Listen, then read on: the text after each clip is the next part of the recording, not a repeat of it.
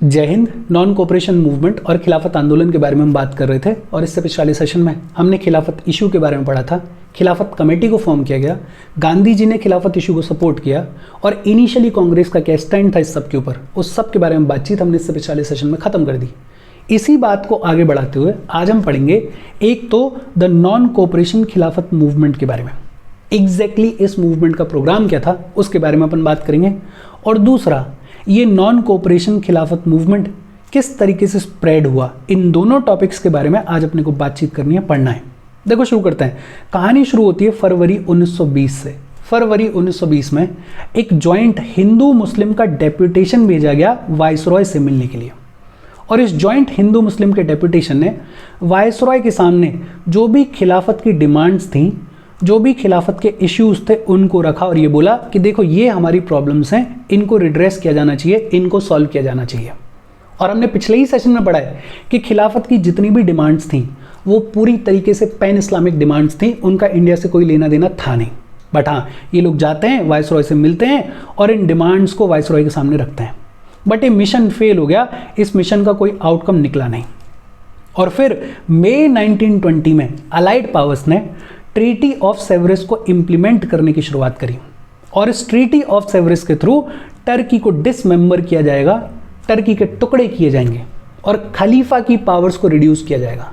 और ये अपन ने पढ़ लिया है कि जो सुल्तान ऑफ टर्की होता था उसको एक और डेजिग्नेशन मिली हुई थी जो थी खलीफा की, और खलीफा होने का मतलब स्पिरिचुअल हेड ऑफ इस्लाम। दुनिया भर में जितने भी मुस्लिम्स हैं उनके स्पिरिचुअल हेड को बुलाया जाता था खलीफा, और ये खलीफा वही आदमी होता था जो कि टर्की का सुल्तान होता था। जब ट्रीटी ऑफ सेवरेस को इंप्लीमेंट करने की शुरुआत की गई तो टर्की को डिसमेंबर किया गया और सुल्तान ऑफ टर्की या फिर ये कहें कि खलीफा की पावर्स को रिड्यूस किया गया, और इसकी वजह से दुनिया भर के मुस्लिम्स इंक्लूडिंग इंडियन मुस्लिम्स गुस्से में आ जाते हैं। उनको लगता है कि हमारे खलीफा को, हमारे स्पिरिचुअल हेड को इल ट्रीट किया जा रहा है, ढंग से ट्रीट नहीं किया जा रहा। जब इस सब के बारे में बातचीत चल रही थी तो इसी के बैकड्रॉप में इंडिया में फॉर्म हुई थी खिलाफत कमेटी। जब एक्चुअली में इस ट्रीटी ऑफ सेवरेस को इंप्लीमेंट करने की शुरुआत की गई तो एक और बड़ी इंपॉर्टेंट मीटिंग हुई, एक और बड़ी इंपॉर्टेंट कॉन्फ्रेंस हुई इंडिया में, और वो हुई जून 1920 में। इंपॉर्टेंट है, ध्यान रखना। जून 1920 में एक ऑल पार्टी कॉन्फ्रेंस होती है इलाहाबाद में, और इस ऑल पार्टी कॉन्फ्रेंस में 2-3 डिसीजंस लिए गए। एक तो स्कूल्स, कॉलेजेस और लॉ कोर्ट्स के बॉयकॉट के प्रोग्राम को अप्रूव कर दिया गया। दूसरा, ये डिसाइड किया गया कि नॉन कोऑपरेशन मूवमेंट को लॉन्च किया जाएगा और नॉन कोऑपरेशन मूवमेंट को लीड करेंगे गांधी जी। 2-3 सिंपल चीजें हैं। जून 1920 में हुई ऑल पार्टी कॉन्फ्रेंस, कहां पे हुई? इलाहाबाद में हुई। इसमें एक तो boycott of schools, colleges and law courts के प्रोग्राम को अप्रूव कर दिया गया। दूसरा, ये डिसाइड किया गया कि नॉन कोऑपरेशन मूवमेंट को लॉन्च किया जाएगा और इस मूवमेंट को लीड कौन करेंगे? गांधी जी लीड करेंगे। ये डिसाइड हो गया जून 1920 में कि नॉन कोऑपरेशन मूवमेंट को लॉन्च किया जाएगा। फाइनली अगस्त 31, 1920, और ये भी इंपॉर्टेंट है, अगस्त 31, 1920 को खिलाफत कमेटी ने और गांधी जी ने नॉन कोऑपरेशन मूवमेंट की, नॉन कोऑपरेशन कैंपेन की शुरुआत करी। और कोइंसिडेंटली इसी दौरान तिलक साहब पास्ड अवे ऑन 1 अगस्त 1920। 1 अगस्त 1920 को तिलक साहब पास्ड अवे। तिलक साहब जो कि अपने आप में टावरिंग लीडर थे, वो जस्ट नॉन कोऑपरेशन मूवमेंट की शुरुआत से पहले पास्ड अवे। अब सोचो, एक ऐसा लीडर जिसने पूरी जिंदगी इस फ्रीडम स्ट्रगल के लिए दी, जिसने पूरी जिंदगी स्वराज का सपना देखा, ही पास्ड अवे। क्या इनके सपोर्टर्स अब और ज़्यादा अग्रेसिवली पार्टिसिपेट करेंगे या नहीं करेंगे? बढ़ चढ़ के पार्टिसिपेट करेंगे, बिकॉज इनके सपोर्टर्स को लगेगा कि यार हमारा इतना बड़ा लीडर, उसने पूरी जिंदगी स्वराज के लिए लगा दी, अब हम इस लड़ाई को लड़ेंगे इस नॉन कोऑपरेशन मूवमेंट के थ्रू। तो एक तरीके से तिलक साहब passing away during this phase provided fuel to this non cooperation movement. लोगों में और ज़्यादा उत्साह आया, लोगों में और ज़्यादा इच्छा आई कि हमें पार्टिसिपेट करना है बढ़ चढ़ के। इसमें एक चीज़ याद रखना, कुछ बुक्स ऐसी हैं जो कि ये लिखती हैं कि ये जो नॉन कोऑपरेशन मूवमेंट है इसको गांधी जी ने लॉन्च किया 1 अगस्त 1920 को, मतलब जिस दिन तिलक साहब पास्ड अवे उसी दिन इसको लॉन्च किया गया। स्पेक्ट्रम कह रही है अगस्त 31, 1920, और कहीं इंटरनेट पे देखोगे तो डेट बताई जाती है 5 सितंबर 1920 कि 5 सितंबर 1920 को नॉन कोऑपरेशन मूवमेंट की शुरुआत हुई। तो ये वेरी करता है, डेटा वेरी इसलिए करता है बिकॉज फॉर्मली कांग्रेस ने इस नॉन कोऑपरेशन मूवमेंट को अप्रूव किया था अपने कैलकाटा सेशन में। ये कैलकाटा का सेशन स्पेशल सेशन था कांग्रेस का, इसको बुलाया गया था सितंबर 1920 में। यूजुअली कांग्रेस का जो रेगुलर सेशन होता है वो कब होता था? दिसंबर में होता था। ये स्पेशल सेशन था, कैलकाटा में इसको बुलाया गया। कब? सितंबर 1920 में। इसके प्रेसिडेंट थे लाला लाजपत राय। और इस सेशन में कांग्रेस ने फॉर्मली नॉन कोऑपरेशन मूवमेंट को अप्रूव किया। ये बोला कि हाँ साहब, हम नॉन कोऑपरेशन मूवमेंट को सपोर्ट करते हैं। और इस नॉन कोऑपरेशन मूवमेंट में 3 इश्यूज को पिक किया गया था। एक तो पंजाब इनजस्टिस, जो जलियांवाला बाग मैसेकर हुआ, जो हंटर कमेटी की रिपोर्ट आई। दूसरा खिलाफत इशू, और तीसरा गोल था स्वराज। इन तीनों इश्यूज के साथ में नॉन कोऑपरेशन मूवमेंट को लॉन्च किया गया। तो इसलिए कहीं कहीं लिखा जाता है कि 5 सितंबर 1920 को फॉर्मली लॉन्च किया गया नॉन कोऑपरेशन मूवमेंट को। स्पेक्ट्रम कह रही है अगस्त 31, 1920 को लॉन्च किया गया। तिलक साहब पास्ड अवे ऑन 1 अगस्त 1920। तो कुछ किताबें ये लिखती हैं कि 1 अगस्त 1920 को नॉन कोऑपरेशन मूवमेंट को लॉन्च किया गया। बट अपन जाएंगे स्पेक्ट्रम के साथ में फिलहाल के लिए।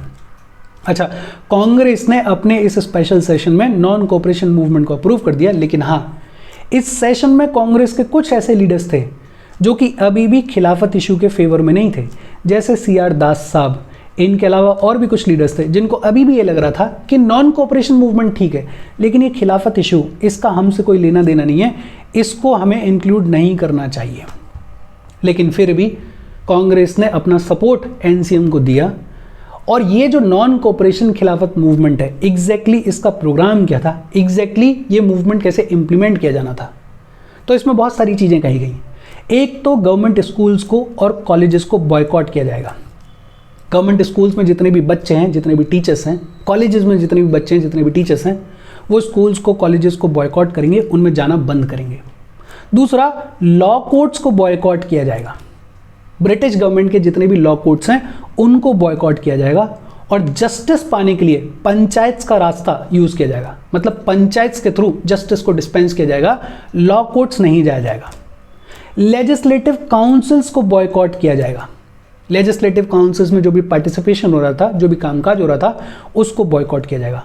और ये जो प्रोविजन है, इसके फेवर में कांग्रेस के बहुत सारे लीडर्स नहीं थे, जैसे CR दास। लेकिन क्योंकि पार्टी पूरे NCM को सपोर्ट कर रही थी, तो इन लीडर्स ने भी डिसिप्लिन में रहते हुए इस बॉयकॉट ऑफ लेजिस्लेटिव काउंसिल को सपोर्ट किया। इनफैक्ट नवंबर 1920 में जो इलेक्शंस होंगे उनको भी बॉयकॉट किया जाएगा। इसके अलावा ये बोला गया कि हम फॉरेन क्लोथ्स को बॉयकॉट करेंगे और फॉरेन क्लोथ्स की जगह पे खादी को यूज़ किया जाएगा। जितने भी ऐसे लोग हैं जिनको गवर्नमेंट ने कोई ऑनर दिया है, कोई टाइटल दिए हैं, उनको रेनंसिएट किया जाएगा, उनको वापस किया जाएगा। एक तरीके से अवार्ड वापसी वाला सीन है कि जो भी टाइटल्स हैं उनको वापस कर दिया जाएगा। आगे चल के ये भी कहा जाएगा कि जितने भी लोग गवर्नमेंट सर्विसेज में हैं वो रिज़ाइन कर दें, वो अपनी नौकरी को छोड़ दें। आगे चल के कुछ लॉज को डिसओबे करने के लिए भी बोला जाएगा। एक तरीके से सिविल डिसओबीडियंस की भी बातचीत की जाएगी। आगे चल के in fact no payment of taxes वाला कैंपेन भी चलेगा, थोड़ा बहुत चलेगा। लेकिन हाँ, जो मेन प्रोग्राम था वो मेन प्रोग्राम था बॉयकॉट का, कि हम गवर्नमेंट स्कूल्स को, कॉलेजेस को बॉयकॉट करेंगे, हम लॉ कोर्ट्स को बॉयकॉट करेंगे, हम लेजिस्लेटिव काउंसिल्स को बॉयकॉट करेंगे, हम इलेक्शंस को बॉयकॉट करेंगे, हम फॉरेन क्लोथ्स को बॉयकॉट करेंगे। बेसिकली हर वो चीज़ जो कि ब्रिटिश गवर्नमेंट से रिलेटेड है उसको हम बॉयकॉट करेंगे। इस आइडिया के साथ में नॉन कोऑपरेशन मूवमेंट को लॉन्च किया जाना था। गांधी जी इस पूरे मूवमेंट के दौरान, गांधी जी और उनके साथ में जितने भी लीडर्स थे, वो इस पूरे मूवमेंट के दौरान हिंदू मुस्लिम यूनिटी को बनाए रखने के लिए काम करेंगे। अनटचेबिलिटी को रिमूव करने के लिए गांधी जी स्पेशली काम करेंगे। और मोटिव क्या है कि हिंदू मुस्लिम यूनिटी बनी रहेगी तो हम ताकतवर रहेंगे। ये जितने भी ऐसे लोग हैं जिनको हम ऑप्रेस कर रहे हैं, अगर वो भी पार्टिसिपेट करेंगे तो ये मूवमेंट और ज़्यादा मजबूत होगा। और गांधी जी के लिए जो सबसे खास चीज़ थी, नॉन वायलेंट प्रिंसिपल्स को प्रमोट किया गया, लोगों को याद दिलाया गया कि हम ये सारा कामकाज नॉन वायलेंस के प्रिंसिपल्स पे चलते हुए करेंगे। अच्छा, सितंबर में सेशन हुआ कांग्रेस का, ये स्पेशल सेशन था जो कि कैलकाटा में हुआ। इसके प्रेसिडेंट थे लाला लाजपत राय और इसमें NCM को अप्रूव कर दिया कांग्रेस ने। फिर कांग्रेस का रेगुलर सेशन हुआ दिसंबर 1920 में और ये हुआ कहाँ पे? नागपुर में। और इसके प्रेसिडेंट थे विजय राघवाचारी। कौन थे? विजय राघवाचारी। और ये प्री इंडिपेंडेंस की हिस्ट्री में कांग्रेस का सबसे बड़ा सेशन था। इनफैक्ट इस सेशन में बहुत सारे इंपॉर्टेंट डिसीजंस लिए गए।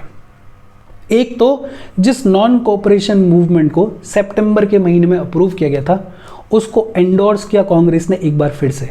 इनफैक्ट इस बार ये जो एंडोर्समेंट है ये खुद CR दास करेंगे। CR दास जो कि सितंबर में इस NCM की बहुत सारी चीज़ों के साथ में नहीं थे या उसके अपोज में थे, खुद CR दास इस NCM को पूरी तरीके से एंडोर्स करेंगे इस नागपुर सेशन में जो कि दिसंबर 1920 में हुआ और इसके प्रेसिडेंट कौन थे? विजय राघवाचारी। इस सेशन में बहुत सारे इंपॉर्टेंट चेंजेस किए गए। गांधी जी ने पूरी तरीके से कांग्रेस का एक नया कॉन्स्टिट्यूशन ड्राफ्ट किया। और क्या चेंजेस किए गए? एक तो कांग्रेस वर्किंग कमेटी को स्टैब्लिश किया गया। ये जो कांग्रेस वर्किंग कमेटी है इसमें 15 मेंबर्स होंगे और ये कांग्रेस वर्किंग कमेटी लीड करेगी कांग्रेस को। जो भी डे टू डे बेसिस पे काम होगा उस काम को कौन देखेगी? ये कांग्रेस वर्किंग कमेटी देखेगी। मतलब फॉर्मली पहली बार कांग्रेस को लीड करने के लिए 15 मेंबर्स की एक कांग्रेस वर्किंग कमेटी बनाई गई है। दूसरा, प्रोविंशियल कांग्रेस कमेटीज को लिंग्विस्टिक बेसिस पे ऑर्गेनाइज कर दिया गया। प्रोविंशियल लेवल पे जितनी भी कांग्रेस कमेटीज थी उनको लैंग्वेज के बेस पे ऑर्गेनाइज किया गया ताकि जहां जो एरिया है, जहां जो लैंग्वेज बोली जाती है उस हिसाब से ये जो कांग्रेस वर्किंग कमेटी है वो काम कर सके। कांग्रेस के लिए जो एंट्री फीस थी उसको रिड्यूस कर दिया गया और सिर्फ कितना कर दिया गया? 4 आना कर दिया ताकि गरीब से गरीब आदमी भी कांग्रेस का मेंबर बन सके। और एक बेहद इंपॉर्टेंट चेंज किया गया कि हमारा गोल है स्वराज, लेकिन हम स्वराज अटेन करेंगे पीसफुल मीन्स के थ्रू। चेंज क्या था? पहले भी गोल तो स्वराज था, लेकिन पहले बोल रहे थे कि हम स्वराज अटेन करेंगे कॉन्स्टिट्यूशनल मीन्स के थ्रू, कि हम कॉन्स्टिट्यूशनल मीन्स के थ्रू लॉ एंड ऑर्डर को फॉलो करते हुए हम इस स्वराज की लड़ाई को लड़ेंगे। लेकिन अब कांग्रेस का गोल है स्वराज थ्रू पीसफुल मीन्स, कि हम शांतिपूर्वक करेंगे, लेकिन ज़रूरी नहीं है कि कॉन्स्टिट्यूशनल मीन्स के थ्रू करें। हम चाहें तो एक्स्ट्रा कॉन्स्टिट्यूशनल मीन्स को भी अडॉप्ट कर सकते हैं। और गांधी जी ने यह डिक्लेयर किया कि अगर नॉन कोऑपरेशन मूवमेंट को पूरी तरीके से इंप्लीमेंट किया जाएगा तो विद इन अ ईयर हमारे देश में स्वराज आ जाएगा। हालांकि ये कितना सही स्टेटमेंट है वो अपन कह नहीं सकते हैं, लेकिन हाँ, गांधी जी ने ये ज़रूर कहा कि अगर नॉन कोऑपरेशन मूवमेंट को पूरी तरीके से इंप्लीमेंट किया जाएगा तो विद इन अ ईयर हमें स्वराज मिल जाएगा। देखो एक बार फिर से देखते हैं। हमने बात ये की कि जून 1920 में एक ऑल पार्टी कॉन्फ्रेंस को ऑर्गेनाइज किया गया इलाहाबाद में और इसमें 2 बड़ी इंपॉर्टेंट चीज़ें हुई। एक तो boycott of schools, colleges and law courts के प्रोग्राम को अप्रूव कर दिया गया। और दूसरा जो ज़्यादा इंपॉर्टेंट है, ये डिसाइड किया गया कि नॉन कोऑपरेशन मूवमेंट को लॉन्च किया जाएगा और इसको लीड करेंगे गांधी। फाइनली अगस्त 31, 1920 को खिलाफत कमेटी ने और गांधी जी ने मिलकर नॉन कोऑपरेशन कैंपेन की शुरुआत करी। मूवमेंट को फॉर्मली लॉन्च कर दिया गया। तिलक साहब इसी ड्यूरेशन में पास अवे होंगे 1 अगस्त 1920 को। अपने आप में towering leader, he will pass away. Congress का स्पेशल सेशन बुलाया गया सितंबर 1920 में। कैलकाटा में यह सेशन बुलाया गया। इसके प्रेसिडेंट थे लाला लाजपत राय। और इस सेशन में कांग्रेस ने NCM को सपोर्ट किया और 3 इश्यूज को इंक्लूड किया गया इस नॉन कोऑपरेशन मूवमेंट में। 3 डिमांड्स को इंक्लूड किया गया। एक तो पंजाब इनजस्टिस जो हुआ, जलियांवाला बाग मैसेकर जो हुआ, उसका सवाल उठाया गया। दूसरा खिलाफत इशू, खिलाफत की जो डिमांड्स थी उनको उठाया गया। और तीसरा जो मेन था, स्वराज की डिमांड को उठाया गया। एग्जैक्टली प्रोग्राम क्या था कि जितनी भी चीज़ें सरकार से रिलेटेड है उनका बॉयकॉट किया जाएगा, लेकिन लेटर ऑन कुछ लॉज का सिविल डिसोबीडियंस भी किया जाएगा, उनको डिसओबे भी किया जाएगा, जैसे नॉन पेमेंट ऑफ टैक्सेस वगैरह। ये प्रोग्राम इस तरीके से लॉन्च किया जाना था। और इस पूरे दौरान गांधी जी और various leaders Hindu Muslim unity को बनाए रखने के लिए काम कर रहे थे। गांधी जी अनटचेबिलिटी को रिमूव करने के लिए काम कर रहे थे और नॉन वायलेंस को पूरी तरीके से प्रोपगेट कर रहे थे। कांग्रेस का रेगुलर सेशन दिसंबर 1920 में हुआ। कहाँ पर हुआ? नागपुर में हुआ। और ये प्री इंडिपेंडेंस कांग्रेस का सबसे बड़ा सेशन था। इसके प्रेसिडेंट थे विजय राघवाचारी। एक तो नॉन कोऑपरेशन के प्रोग्राम को एंडोर्स किया गया और दूसरा गांधी जी ने कांग्रेस का नया कॉन्स्टिट्यूशन ड्राफ्ट किया। और इसमें 2-3 चीज़ें इंपॉर्टेंट हैं। CWC Congress working committee 15 member की, उसको स्टैब्लिश कर दिया गया। प्रोविंशियल कांग्रेस कमेटीज़ को लिंग्विस्टिक बेसिस पर ऑर्गेनाइज कर दिया गया। कांग्रेस की एंट्री फी रिड्यूस कर दी गई और कितनी कर दी गई? 4 आना कर दी गई। और एक बेहद इंपॉर्टेंट चेंज किया गया कि अब कांग्रेस का गोल था Swaraj through peaceful means. Extra constitutional methods हों, लेकिन हाँ पीसफुल रहेंगे और स्वराज अटेन करेंगे।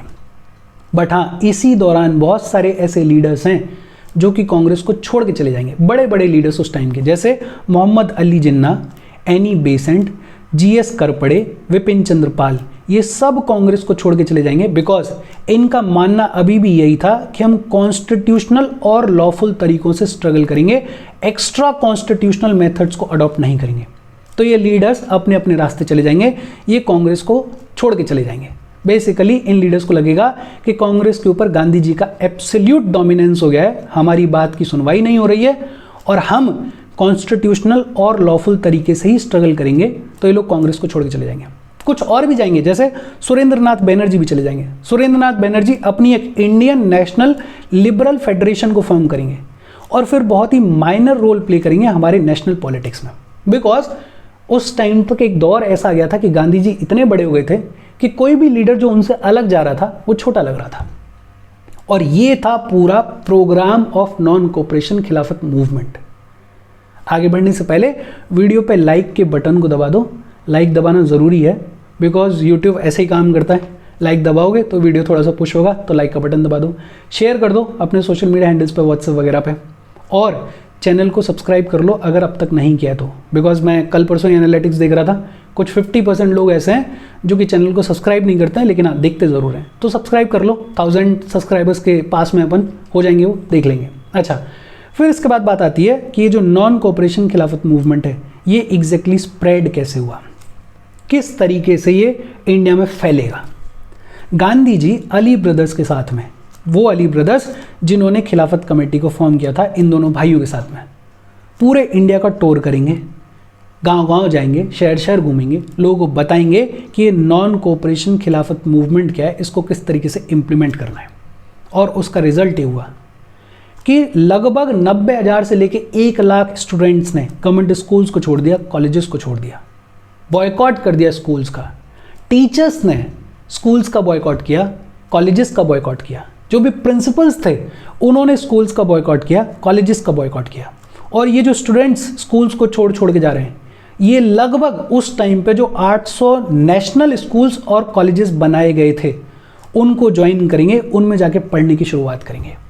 नेशनल एजुकेशनल इंस्टीट्यूशंस को ऑर्गेनाइज किया गया लीडर्स के द्वारा, मतलब लीडर्स ने एफर्ट्स लिए कि अगर बच्चे ये जो सरकार के स्कूल हैं उनको छोड़ रहे हैं, सरकार के कॉलेज हैं उनको छोड़ रहे हैं, तो उनको कोई ऑल्टरनेटिव स्कूल प्रोवाइड किया जाए। तो नेशनल स्कूल्स और नेशनल कॉलेजेस को स्टैब्लिश किया गया और इसमें प्राइमरी रोल प्ले किया आचार्य नरेंद्र देव ने, CR दास ने, लाला लाजपत राय ने, जाकिर हुसैन ने, सुभाष चंद्र बोस ने, जो कि कैलकाटा के नेशनल कॉलेज के प्रिंसिपल भी बनेंगे। इसी दौरान बहुत सारे नेशनल एजुकेशनल इंस्टीट्यूशंस को ओपन किया गया, जैसे जामिया मिलिया जो कि अलीगढ़ में खोली गई, काशी विद्यापीठ को खोला गया, गुजरात विद्यापीठ को खोला गया, बिहार विद्यापीठ को खोला गया। इन सभी इंस्टीट्यूशंस को, इन सभी स्कूल्स को एस्टेब्लिश किया गया ताकि ये जो बच्चे गवर्नमेंट स्कूल्स को बॉयकॉट कर रहे हैं इनको ऑल्टरनेट मिल जाए अपनी पढ़ाई को पूरा करने के लिए। लॉयर्स ने अपनी प्रैक्टिस गिव अप कर दी, लॉयर्स ने कोर्ट्स में जाना बंद कर दिया। अब सोचो, जब लॉयर्स ही कोर्ट में नहीं जाएंगे तो जज वहां पे बैठ के करेगा क्या। तो लॉयर्स ने भी अपनी प्रैक्टिस को छोड़ दिया, जैसे मोतीलाल नेहरू, पंडित जवाहरलाल नेहरू, सरदार पटेल, CR दास, C राजगोपालाचारी, ऐसे बहुत सारे लॉयर्स थे जिन्होंने अपनी प्रैक्टिस को गिव अप कर दिया। फॉरेन क्लोथ्स को बॉयकॉट किया गया, फॉरेन क्लोथ्स को पब्लिकली जलाया गया और फॉरेन क्लोथ्स की जगह पे खादी को यूज किया गया, खादी को प्रमोट किया गया।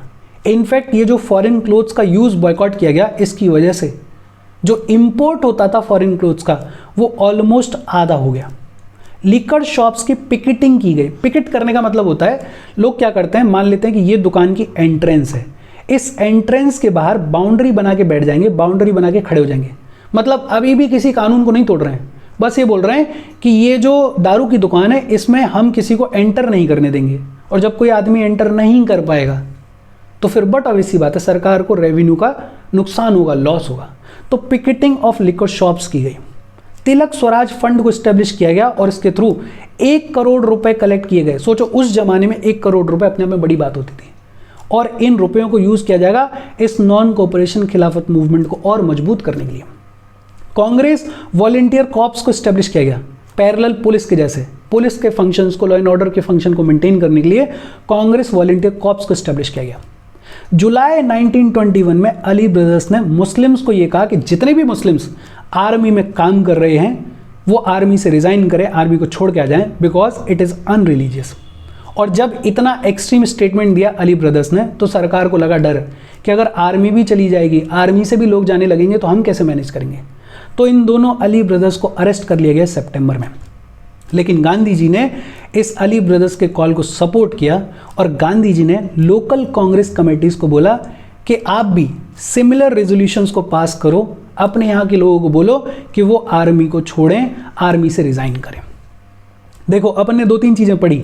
एक तो बच्चों ने, टीचर्स ने, हेडमास्टर्स ने स्कूल्स और कॉलेजेस को बॉयकॉट करने की शुरुआत कर दी। और जब बच्चों ने इन स्कूल्स को बॉयकॉट करने की शुरुआत करी तो हमारे जितने भी नेशनल लीडर्स थे उन्होंने ऑल्टरनेट नेशनल एजुकेशनल इंस्टीट्यूशंस को स्टैब्लिश करने की शुरुआत करी ताकि इन बच्चों को अकोमोडेट किया जा सके। जैसे जामिया मिलिया को स्टैब्लिश किया गया अलीगढ़ में, काशी विद्यापीठ को स्टैब्लिश किया गया, गुजरात विद्यापीठ को स्टैब्लिश किया गया, बिहार विद्यापीठ को स्टैब्लिश किया गया। दूसरा, लॉयर्स ने कोर्ट्स जाना बंद कर दिया, अपने प्रैक्टिस को गिव अप कर दिया। तीसरा, फॉरेन क्लोथ्स को पब्लिकली जलाया गया और खादी को प्रमोट किया गया। चौथा, लिकर शॉप्स की पिकेटिंग की गई, ऐसी लिकर शॉप्स जहां पे फॉरेन लिकर बिकती थी उनको पिकेट किया गया। तिलक स्वराज फंड को स्टैब्लिश किया गया जिसके थ्रू 1 करोड़ रुपया इकट्ठा किया गया। इसके अलावा कांग्रेस वॉलंटियर कॉर्प्स को स्टैब्लिश किया गया जो कि पैरेलल पुलिस के जैसे काम कर रहे थे। जुलाई 1921 में अली ब्रदर्स ने मुस्लिम्स को यह कॉल दिया कि जितने भी मुस्लिम्स आर्मी में हैं वो रिजाइन करें because it is unreligious. Ali brothers को अरेस्ट कर लिया गया सितंबर में, लेकिन गांधी जी ने अली ब्रदर्स के इस कॉल को सपोर्ट किया और गांधी जी ने लोकल कांग्रेस कमेटीज को जो कि लोकल लेवल पे ऑपरेट कर रही थी उनको बोला कि आप भी सिमिलर रेजोल्यूशंस को पास करो। इनफैक्ट कांग्रेस ने अपनी लोकल कांग्रेस बॉडीज को बोला कि अगर आपके यहाँ पे सिचुएशन सूटेबल है तो आप सिविल डिसोबीडियंस की भी शुरुआत कर सकते हैं। और फिर ये लोकल कांग्रेस बॉडीज कुछ जगहों पे सिविल डिसोबीडियंस की शुरुआत करेंगे। सिविल डिसोबीडियंस का मतलब कि हम सिविल लॉज को डिसओबे करेंगे, लॉज को फॉलो नहीं करेंगे। अभी तक तो सिर्फ बॉयकॉट हो रहा था, कोई कानून नहीं तोड़ा जा रहा था, लेकिन अब बोला जा रहा है कि सिविल डिसोबीडियंस किया जाएगा, नॉन वायलेंट तरीके से सिविल लॉज को तोड़ा जाएगा, सिविल लॉज को फॉलो नहीं किया जाएगा। क्रिमिनल लॉज की बात नहीं कर रहे हैं कि जाओ किसी का मर्डर कर दो, वो नहीं करेंगे हम, लेकिन हाँ सिविल लॉज को डिसओबे किया जाएगा। जैसे नो टैक्स मूवमेंट चलाया जाएगा मिदनापुर बंगाल में और गुंटूर आंध्रा में कि हम टैक्स नहीं देंगे, डिसओबे कर रहे हैं, कानून को नहीं मानेंगे। आसाम में टी प्लांटेशंस में स्ट्राइक की जाएगी, आसाम बंगाल रेलवेज में स्ट्राइक की जाएगी और इसको ऑर्गेनाइज करेंगे वहाँ के बड़े popular leader JM Sen Gupta जो हैं वो इस स्ट्राइक को ऑर्गेनाइज करेंगे।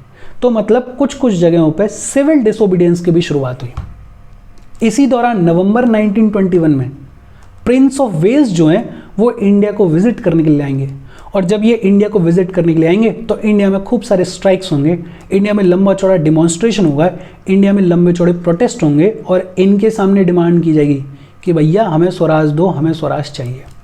लोकल लेवल पे बहुत सारे स्ट्रगल्स होंगे, जैसे बहुत सारे पीजन मूवमेंट्स, छोटे छोटे पीजन मूवमेंट्स को ऑर्गेनाइज किया जाएगा, इनके बारे में अपन ने पढ़ा हुआ है। यूपी में यूनाइटेड प्रोविंस में अवध किसान मूवमेंट को ऑर्गेनाइज किया जाएगा, यूनाइटेड प्रोविंस में एका मूवमेंट को ऑर्गेनाइज किया जाएगा, मालवार वाले रीजन में मापिला रिवोल्ट को ऑर्गेनाइज किया जाएगा, पंजाब में सिख एजिटेशन की शुरुआत होगी, ये जो करप्ट महंत थे इनके अगेंस्ट में सिख एजिटेशन की शुरुआत होगी। इस सब के बारे में अपन ने पढ़ लिया है।